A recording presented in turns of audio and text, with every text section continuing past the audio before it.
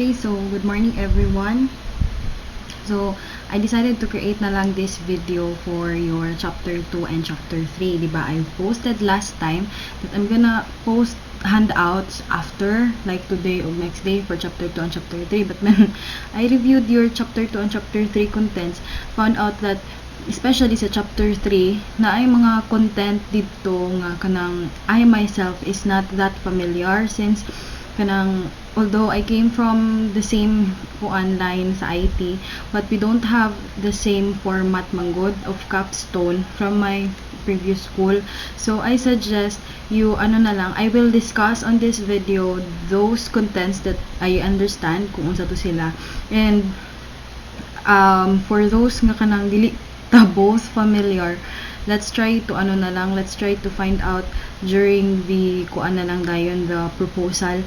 Anyways, on that time the panel will give their comments, their suggestions, and you will have time to revise the paper para sa last part, which is the final checking of the document, and then makakuha na din mo sa inyo ang grade. Okay, so to make this video nga dili ra pud kay siya taas, let's start sa ato ang chapter 2. Okay, so chapter 2 nato, it's the review of related literature, guys. So this is where your reading happens. Sa chapter 2 makita ninyo na ay two parts: the review of literature, which is the theories, and review of related application, which is the system. For the review of literature, which is nakabutang diri theories, diba sa chapter 1 nagama man mo theoretical framework, and then it was explained there that theoretical framework is kanabang murag ang different theories from different authors inyong gi-stitch into one, mo to'y gibasihan ninyo sa inyo ang theory, or like sa inyo murag sa inyo ang idea sa inyong system. So diri sa review of related literature, inyong ipangbutang to diri tong detailed dito sa theoretical framework, murag summary naman gud siya. So diri sa review of related literature nga nga part, diri ninyo ibutang tanang tanang mga theories nga inyong nabasahan related dito sa inyo ang system. So these are the theories. Kaning review of related application, meaning diba, for example, kung may inventory system, there are a lot of inventory system. Let's say, for example, na inventory system sa isa ka bakery, na inventory system sa isa ka tindahan nga, let's say, department store, and mga inana. So, you will find a lot of researches or studies about that one, mga existing systems. So, mo to siya ang inyo ang ibutang. Okay? Na si purpose nga magbutang taani, so that the reader would know nga there are a lot of existing systems. But I decided to create this system because na ay kulang ning mga nag-exist ni system, and mo na siya akong gibutang diri sa akong system. Okay, so you have to make sure, class, nga kanang imong gipangbutang diha nga related system dili exactly the same ang imo ang features, but ang imong feature is an innovated feature, meaning na kay gi-develop. Kay basin unyag magbutang ka din og system nga mas nindot pa kumpara sa system nga imong gihimo. So ma-question na ang reader, di ba? Nga, ano nag-create gal? Lisod-lisod lang ka, mas nindot man eh. Okay? So that's the point. Muna nga dapat, ang imong ibutang din nga imong ibutang din nga mga applications or systems.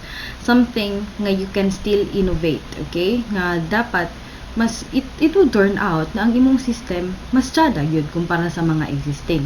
Okay? So, mo to siya ang sa related literature. For chapter 3, for the methodology, nata diri 1, 2, 3, 4, 5, yes, 5 items dayon sa chapter ay sa number 3 na 1, 2, 3, 4, 5, 6, 7, 9 sub items, and for number 4 na atay 3 sub items. So let's start with the research methodology. Basically, as what I have understood and what I have experienced, diri nimo i-discuss kung unsa nga methodology imong gigamit. Diba, there are a lot of methodologies available. I think if you have undergone your software engineering and system analysis and design subject, you already tackled that one. There are a lot of methodologies. So what methodology did you use in your system. Let's say for example, nag-RAD baka ka, Rapid Application Development, JAD, Agile, or anything. Dili mo siya i-discuss. And then for the information gathering, it says there naka-open close parenthesis, it is the description of the system. So I believe dili siguro na to i-discuss no ang kanang description sa atong system.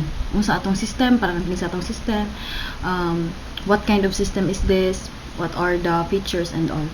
And then next, for the system architecture and development, so dili na to makita ang overview of the proposed system. I think it's quite the same lang siguro sa description of the system, no, since we're talking about the overview. And then for the system objectives, ang objective gyapon sa system, I think it's the same with this one sa chapter 1. Tapos the system tools requirements, programming languages, what are the programming languages ginagamit, kaning hardware and software requirements, kuan ra ni siya katong kung unsay, for example, kung ang imong inventory system, unsay kinahanglan nga computer para mura na, unsa nga processor ang kinahanglan, unsa nga OS, pwede ba na siya sa Mac or like sa pwede ba siya Android, pwede ba siya kanang Windows lang nga kuan, imong specify din na kung unsa ang ang mga kuan nga hardware requirements. For the software requirements, unsa ang kinahanglan ba siya na Google Chrome browser or it can run into other browsers or nabay any other software nga i-install. Okay, so mura na imong ibutang din na. For the system flow and functions, basically this is your flow chart and your scope and limitation of the system. So okay, unsay kalahian sa scope and limitation of the study and scope and limitation of the system. So scope and limitation of the study in chapter 1, unsay limitation, unsay scope sa imong research, unsay limitation sa imong research, diba? It was explained na on the handout. I hope you've read the handout ha, para dili kayo labad sa ulo inig abot sa proposal. Diri, scope and limitation of the system, meaning unsa kayo ang giabot sa imo ang system, unsay walay labot sa imong system. Let's say for example, kung maingon kag payroll system na siya, so ang scope nimo is about the salary lang sa kuan, salary sa imo ang mga employees, ilang leave credits, ilang absent not absences, ilang leave credits, ilang mga benefits, ang ilang mga kaltas. Okay, wala na ilabot sa imo ang system ang attendance. Okay, because the attendance is catered into another system. Sample na to siya. Okay, nana. So i-declare kung unsay labot sa imong system o walay labot sa imo ang system. And then for the calendar of activities, of course, kung unsa inyong timeline sa inyo ang kuan, sa inyo ang whole project duration. So expected, this is an estimated one. Okay? Estimated lang timeline ninyo kung, say for example, for this week kani among buhaton, for the second week kani, for the third week proposal na, after the proposal we have this length of time para trabahoon na mo ang system, then kani nga time na pod kanina ang buhaton, start na mi og code, start na mi ano sa so okay, so cut in to lang siya inyo ang estimated calendar of activities or schedule. Dayon, for the conceptual design and implementation, these are just your system design, your database design, and your screen designs. Class, I want you to take note for the screen design ha. For the screen design, since wala pa man yun na nag-exist in yung system, but you should have already visualized how your system would look like. In that way, you can use mga, let's say for example, kana mga easy ra bitaw nga kuan, for example, Bootstrap, or you can use Photoshop yun, mas easy. Editon ra nimo what ay unsay itsura sa imo ang login screen, unsay itsura sa imong home screen, unsay itsura sa imo ang kung naay report, unsay itsura kung mo fill up yung form, unsay itsura. So you can edit it in Photoshop. Just make sure it would look like that when you do your capstone 2 na dayon, which is the implementation na. Okay? And then for the for the context diagram, this is where you're going to put the kanang data flow your data flow diagram. Basically, context diagram, if you would review, context diagram is the level 0 man, di ba, of your DFD or general flow sa imo ang data diagram. Okay? So, kato lang siya. So, I decided to create na lang a video because it would be much easier. Dili pa ko mahagong in code. And at the same time, mas dali ninyong makuha. Igo ra mo maminaw. Problema lang isang internet connection. Okay? So, I hope that you have done your documents. I'm sorry for the kuan ha kanang medyo paspas gid ta because I was just informed last Monday that the scheduled day of your presentation or final project proposal presentation would be next week. So wala na ko na anticipate. I thought we'd have this week pa and then next week para unta mag-finalize, but then it was quite kanang duol naman di ay. So please lang mahangyo ko ha, work on your documents, and if it is possible by Friday nanajud mo yung chapter 1, 2, 3 so that you'll have time to polish until Sunday, since you know Friday and Saturday is a schedule naman po daw kuno for brownout. I don't know if it's true, but nana po daw kuno schedule brownout 8 to 5 gihapon. So I hope that by Friday you have already consolidated all the documents with your group, and hopefully by Sunday mag-finalize na tano kay mugama para ba mo og inyo ang PowerPoint presentation. And please be ready on Monday, okay? All groups should be ready on Monday. Why? Because the presentation is on random sequence. So we will not know kung siya mag-una. So if you are confident enough nga dili ikaw din dito mo nag-una, problema kaayo. Okay? So it is much better if we are all ready by Monday. By the way, this is not an edited video, so raw video gini siya. Makita ninyo ang mga sayo just to make it more realistic, no. Wala na lang ko gapatawag og kanang meeting sa Google Meet because it will take time and daghan pa unyang reklamo nga dili ka online and all. Okay? So ako na lang gi-record as a video. So for those groups who have submitted their drafts, I've already run through your documents, and I guess nakita na ninyo, no, if you have read the document ka akong gi-post about chapter 1, kita na nato ang atong basic problems there. So please work on it. And for your chapter 2 and chapter 3, I hope this video would give you a guide, bisan gamay lang, guys. Just work on it and do unsay inyo ang mabuhat. Okay? Do your best.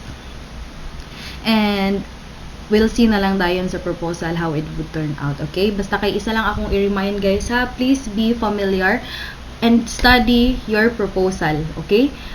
The project proposal presentation is no time para magtuluranay ta. Okay? When you present your system, make sure that you know your study. Okay? Kung magpresenta, dili mingon ambot kay si Tampulana, manggod mo taga dito, sir. Ambot kay si Kuan, manggod taga dito. No, dili ta maginana. Kay rest 100% ang mahitabuan na the panel will just turn your proposal down. What will happen to you if your proposal would be turned down? It would be a big problem because hapit na atong finals, and at the same time, kung dili ma-approve yung proposal, it would extend you, di ba?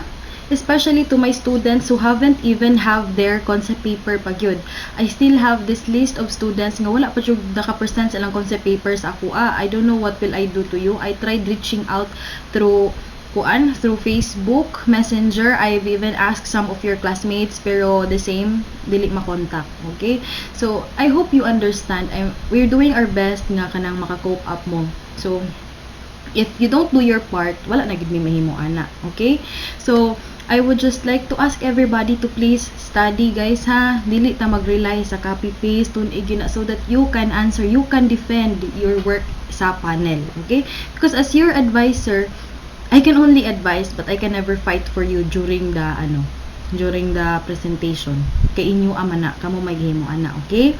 And then knowing nga I'm handling 3 sections, and then each sections na ay 8 ka groups, dili gid ko kahatag og 100% guarantee nga tagkamot sa tagsang grupo akong mahimay-himay og tarong. Okay? I can only work closer with those groups nga gasigi pod og contact sa ako. Gasigi ask og time ako silang ara, silang patoy, and kinsa pa to nga mga groups silang pagdanganan.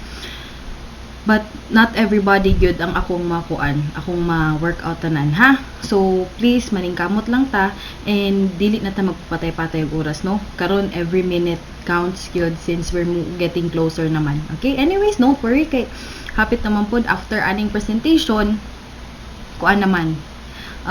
You would have probably revisions na lang, gamay nga revisions, or maybe some major revisions, pero at least after this one makaginhawa naman mo. Okay? So mo lang to siya. If you have any questions or clarifications pagani or queries regarding this regarding your proposal or regarding the paper or the document, you can message me sa Facebook and through our group chat, or you can direct message me, okay? If it needs to be discussed, we can, no problem, we can open virtual rooms. By the way, di ay ha, basin natingala mo nga nung wala ta nag-open ng virtual room last Tuesday. Tuesday. Last Tuesday, we didn't open a virtual room since ako tong gihatag nga time para ma-allocate, magama ninyo inyo ang document. Okay? So, in case, should you like, between today until Sunday, should you like to open a virtual room so that we could discuss, kina may ganahan i-discuss or na may ganahan i-ask, just message me ahead of time so that I could arrange the schedule. Okay?